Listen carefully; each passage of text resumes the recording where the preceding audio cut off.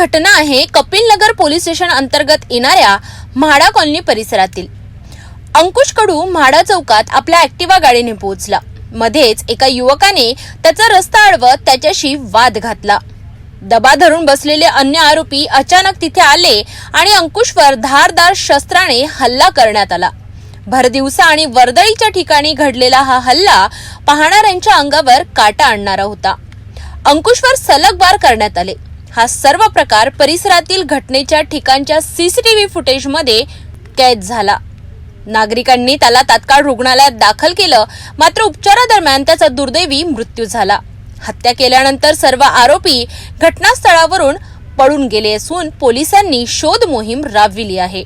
पोलिसांच्या प्राथमिक अंदाजानुसार ही हत्या जुना वाद किंवा गँगवॉरमुळे घडली असावी असा संशय व्यक्त केला जातोय। या प्रकरणी कपिलनगर पोलीस अधिक तपास करीत आहेत।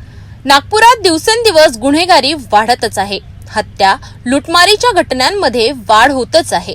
आता तरी नागपूर पोलीस कठोर पावले उचलणार का, हा प्रश्न सामान्य नागरिकांना भेडसावत आहे।